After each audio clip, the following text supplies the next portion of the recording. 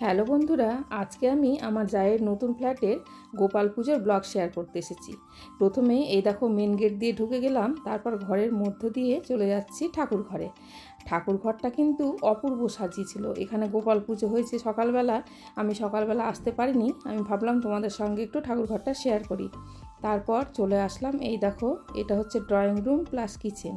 আর drawing রুমের মূল আকর্ষণ হচ্ছে এখানে গণেশটা কিন্তু খুব সুন্দর করে সাজানো হয়েছিল, আর তার নিচেই প্রদীপ জ্বালানো হয়েছিল জ্বলন্ত অবস্থায়, খুব সুন্দর লাগছিল।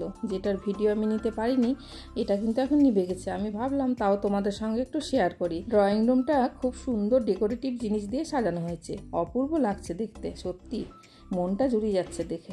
আর এই হচ্ছে আমার জায়ের শখের কিচেন গার্ডেন। এখানে অনেক রকমের সবজি আর ফুলের গাছ লাগানো হয়েছে। আর এই যে ইনি হচ্ছেন আমার মেজো জা, হয়তো অনেকেই তোমরা এনাকে চেনো। আর জায়ের মেয়ে খুব মিষ্টি দেখতে। আর এই হচ্ছে লিপি, হচ্ছে আমার 5 নম্বর জা। আর পাশে বসে আছে বড় জা, তার পাশে ছোট জা, আর তার পাশেই দাঁড়িয়ে আছে আমার বড় জায়ের ছোট ছেলের বৌমা আর তার মা আর জায়ের মেয়ে বুচি। আর পাশে বসে আছে জায়ের দিদি। আর এখানে দেখো অনেক আত্মীয় স্বজন এসেছে। আমাদের পরিবার কিন্তু অনেক বড়। এটা হচ্ছে কিন্তু আরেকটা যা, সেজে যা, যেটা পাশের ঘরেই বসে আছে ননদ আর ননদের মেয়েরা। সবাই কিন্তু গল্পে একদম ব্যস্ত হয়ে পড়েছে। এবার আমাদের মেন কাজ ছবি তোলা।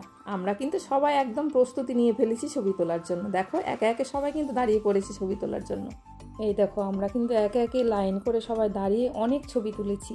এখানে ঋতিকার মা, আর তার পাশে আমরা ছিলাম। আর এখানে এই দেখো সবাই মিলে কিন্তু একদম গল্পে ব্যস্ত হয়ে পড়েছে। আর এই যে আমার ছোট্ট নাতিটি কি দুষ্টুমি করছে, তার মাঝে আমার বড় ছেলে এসে পড়েছে। আর পাশের ঘরে ঋতিকা, লিপি আর গুড়িয়া 3 জন মিলে খুব খুনসুটি করছিল। আমি মাঝে মাঝে ওদের ভিডিও আর ছবি তুলে দিচ্ছিলাম। দেখেছো ওরা কিভাবে পোজ দিচ্ছে?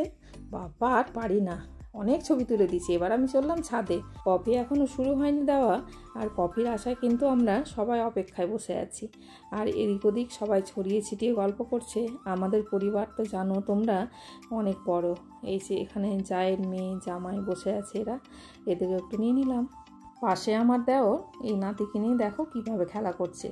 আমাদের পরিবারের যখন আমরা সবাই একসাথে হই, আমরা কিন্তু খুব মজা করি।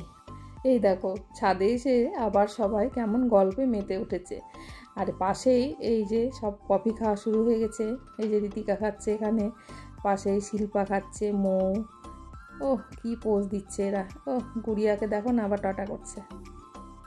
যে পাশে লিপির মা বুচি খাচ্ছে, তার পাশে আমি একটু পোজ দিয়ে দিলাম কফি খেতে খেতে। এই যে আমি, ঋতিকা আমার ভিডিওটা কিন্তু খুব ভালো করে দিয়েছিল। আর পাশেই দেখো আমার ছোট ছেলে আর এক জামাই আর বড় ছেলে পিকনিকের আলোচনা করছে। আর পাশেই ঋতিকা মাথায় ফুল গুছে কীভাবে পোজ দিচ্ছে দেখো। আর ছাদের উপর থেকে 4-5টা তোমাদের সঙ্গে একটু শেয়ার করলাম বাইরের দৃশ্যটা। দেখো খুব সুন্দর লাগছিল অন্ধকারে কিন্তু। চলো এবার তোমাদের সঙ্গে রাতের খাবারের মেনুটা শেয়ার করে নিই। সম্পূর্ণ নিরামিষ হলেও খাবারগুলো কিন্তু খুব টেস্টি হয়েছিল খেতে। আর পাশেই গরম গরম রাধাবল্লভী আর বেগুনি ভাজা হচ্ছিল। শীতের রাতে এইরকম গরম গরম খাবার পেলে কিন্তু খুব ভালোই লাগে খেতে। এই দেখো সবাই কিন্তু এবার খেতে বসে পড়েছে। আমি ভাবলাম তোমাদের সঙ্গে একটু ঘুরে ঘুরে দেখিয়ে দিই সব কিছু। সবাই কিন্তু খুব মজা করে খাচ্ছে। খাবার কিন্তু সত্যিই খুব টেস্টি হয়েছিল, দেখেই বোঝা যাচ্ছে। এরপরে আমরাও খেতে বসে পড়েছি। এই যে আমার বড় ছেলে, ছোট ছেলে, পাশে হাজব্যান্ড ছিল আর ঋতিকা, আর তার পাশে আমি খাচ্ছিলাম। এই দেখো ঋতিকাকে দেখে বোঝা যাচ্ছে যে খাবার কতটা ভালো হয়েছে। থ্যাংক ইউ করবিদি এত সুন্দর খাবার করার জন্য। আর এবার কিন্তু যাওয়ার পালা। চলো আজকের মতো ভিডিওটি তাহলে এখানে রাখছি। পরের ভিডিও নিয়ে আবার চলে আসবো।